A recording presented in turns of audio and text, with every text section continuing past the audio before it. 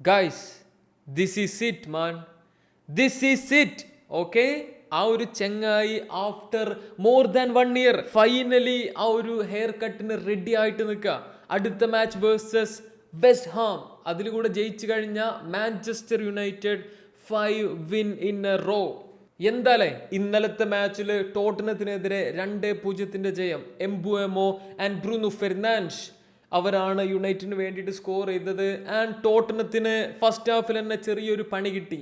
Romero കസമിറോനെ foul ചെയ്തിട്ട് ആൾക്ക് red card കിട്ടി. ഓൾറെഡി യുണൈറ്റഡ് റീസെന്റ് ഹിസ്റ്ററിയിൽ തന്നെ ഒരു ജനറേഷണൽ റണ്ണിൽ പോയിക്കൊണ്ടിരിക്കുക. പ്ലേയേഴ്സ് എല്ലാവരും അത്രയും അടിപൊളിയായി കളിച്ചുകൊണ്ടിരിക്കുന്ന ഈ ഒരു സമയത്തിൽ ഇറ്റങ്ങൾക്ക് ഒരു റെഡ് കാർഡ് കൂടെ കിട്ടിയപ്പോൾ കളി പിന്നെ ടോട്ടനത്തിന് ഒരു പ്രതീക്ഷ ഇല്ലേനു. ഓക്കെ, അവരുടെ കീപ്പറുടെ എന്താ പറയുക ഒരു കിഡിലൻ പെർഫോമൻസ്. വിക്കാരി ഒരു 6-7 സേവ് എന്തോ നടത്തിയിട്ടുണ്ട്. അവിടുന്നും ഇവിടുന്ന് വന്ന് ഷോട്ട് ആയാലും ക്ലോസ് റേഞ്ചിൽ നിന്നുള്ള എഫേർട്സ് ആയാലും എല്ലാം കൂടെ. അതുകൊണ്ട് ഗോള് 2-ൽ ഒതുങ്ങി. ബ്രൂനോ ഫെർനാൻഡസ് കൺസിസ്റ്റന്റ് ആയിട്ട് എഗെയിൻ നല്ലൊരു പെർഫോമൻസ്. ആളൊരു എന്താ പറയാ റബോണ ക്രോസ് ഒക്കെ ചെയ്യാൻ നോക്കിട്ടോ. ഓൾസോ ഇന്നലത്തെ ഗോളോടെ മാഞ്ചസ്റ്റർ യുണൈറ്റഡിന് വേണ്ടിയിട്ട് 200 ഗോൾ കോൺട്രിബ്യൂഷൻസ് ബൈ ബ്രൂനോ ഫെർനാൻഡസ്.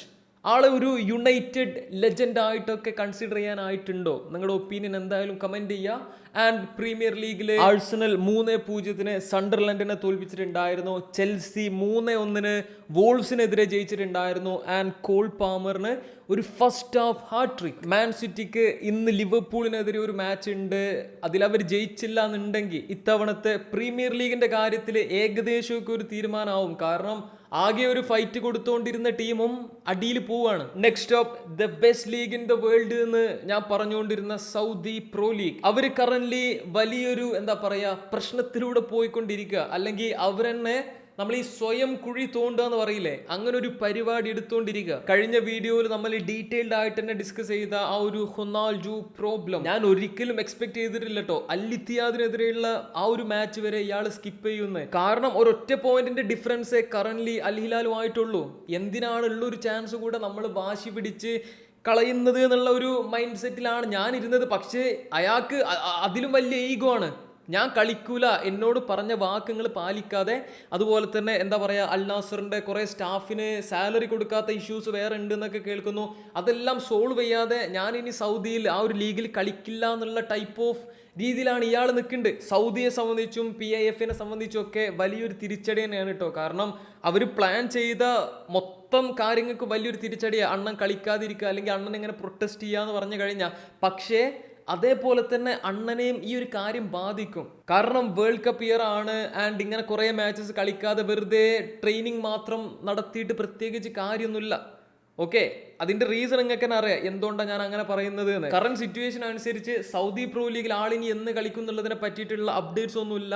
ബട്ട് തൽക്കാലം ഗെയിം ടൈം കിട്ടാൻ വേണ്ടിയിട്ട് AFC ചാമ്പ്യൻസ് ലീഗ് 2 ആൾ കളിക്കാനുള്ള ചാൻസസ് ഒക്കെ ഉണ്ട് എന്നാണ് പറയപ്പെടുന്നത്. അതെന്തെങ്കിലുമൊക്കെ ആയിക്കോട്ടെ, CR7-ഉം PIF-ഉം ബാക്കിയുള്ള ഒഫീഷ്യൽസും എല്ലാവരും കൂടെ സംസാരിച്ച് ഒരു മിഡിൽ ഗ്രൗണ്ട് കണ്ടെത്തി കാര്യങ്ങൾ മര്യാദക്ക് പോകുമെന്ന് നമുക്ക് എക്സ്പെക്ട് ചെയ്യാം. പക്ഷേ ഇതിനിടയിൽ കൂടെ PS മോർഗൻ കിടന്ന് കളിക്കുന്നുണ്ട് കേട്ടോ. ആള് CR7-നോട് സംസാരിച്ചു, CR7 കാര്യങ്ങളൊക്കെ പറഞ്ഞു എന്നൊക്കെ പറഞ്ഞിട്ട് പ്ലീസ് ഒരു ന്യൂ ഇന്റർവ്യൂ ഡോണ്ട്. ഓക്കെ, ഞങ്ങളെല്ലാവരും കൂടെ കാല് പിടിക്കാം. ഇന്റർവ്യൂ ഒക്കെ നടത്തുകയാണെങ്കിൽ എന്താണ് ആവശ്യം അല്ലെങ്കിൽ എന്ത് ടോപ്പിക്കിനെ പറ്റിയാണ് അതിനെ പറ്റി മാത്രം ചോദിക്കുക. ബാക്കി വെറുതെ കൊണക്കാൻ നിൽക്കരുത്. ഓക്കെ, ഈ ഒരു ടോപ്പിക്കിനെ പറ്റിയിട്ടാണല്ലോ ഫാൻസിനും ബാക്കിയുള്ളവർക്കും ക്ലാരിറ്റി വേണ്ടത്. അപ്പോൾ അത് മാത്രം ചോദിക്കുക. ഫാൻസ് ക്ലാരിറ്റി എന്നൊക്കെ പറയുമ്പോൾ എടുത്തു പറയേണ്ട മറ്റൊരു ടീമാണ് കേരള ബ്ലാസ്റ്റേഴ്സ്. സീസൺ തുടങ്ങാൻ ഇനി ഒരാഴ്ച ഉള്ളൂ കേട്ടോ. അപ്പോഴുണ്ട് നമ്മളെ സ്റ്റാർട്ടിങ് ഫുൾ ബാക്ക് ആയിട്ട് കളിക്കേണ്ട അമേർ റണവാർഡിനെ അതും മോഹൻകുമാർ സൂപ്പർ ജയൻസിന് കൊടുക്കണോ? അവരുടെ ആശിഷ് റായ്ക്ക് ഇഞ്ചുറി ആയെന്ന് വെച്ചിട്ട് നമ്മളെ പ്ലെയറെ കൊടുത്ത് എന്തിനാ ഓരോ സ്ട്രോങ് ആക്കണ്ടേ? നിങ്ങൾക്ക് വയ്യേ? വയ്യേ മാനേജ്മെന്റ്? ഞാൻ സീരിയസ് ആയിട്ട് ചോദിക്കാം. സംഭവം എന്താ പറയാ, മേ ബി സാലറിയുടെ ഇഷ്യൂസ് അല്ലെങ്കിൽ ബഡ്ജറ്റ് കുറക്കാനൊക്കെ ആയിരിക്കാം, അണ്ടർസ്റ്റാൻഡബിൾ. പക്ഷേ ആ പ്ലെയറോട് സംസാരിച്ച് തൽക്കാലം ഈ ഒരു മാസം അഡ്ജസ്റ്റ് ചെയ്യുമെന്ന് പറഞ്ഞ് ഇവിടെ നിർത്താതെ അങ്ങോട്ട് തട്ടിവിടുക. എന്തത് ക്ലബിന് പൈസക്ക് ബുദ്ധിമുട്ടുണ്ട് എന്നുള്ള കാര്യമൊക്കെ ഞങ്ങൾക്കും അറിയാം. സംഭവം നഷ്ടത്തിലാവും ഈ ഒരു സീസൺ ഓടുക.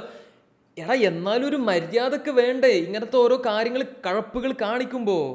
അതേപോലെ തന്നെ മറ്റേ നോറ ഫെർണാണ്ടസിനെയും കൊടുത്ത് ഒഴിവാക്കിയാണ്. എന്താ ഉദ്ദേശം പറയ്. തേങ്ങാക്കൊല. അമ്മ ഈ KBFCയിൽ സൈൻ ചെയ്തതിന് ശേഷം ഒരു മാച്ച് പോലും മര്യാദക്ക് കളിച്ചിട്ടില്ല. ആള് കളിച്ച മിനിറ്റ്സിനൊക്കെ കൂടുതൽ റീൽസ് ഈ ചെങ്ങായി KBFCന്റെ അക്കൗണ്ടിന്റെ ഒപ്പം പോസ്റ്റ് ചെയ്തിട്ടുണ്ട്. എടാ ഇതെന്ത്? ഒന്നുമില്ല, ഓക്കെ, ഒന്നുമില്ല. എല്ലാം പെർഫെക്റ്റാ, അത്രക്കുള്ളൂ. ബൈ.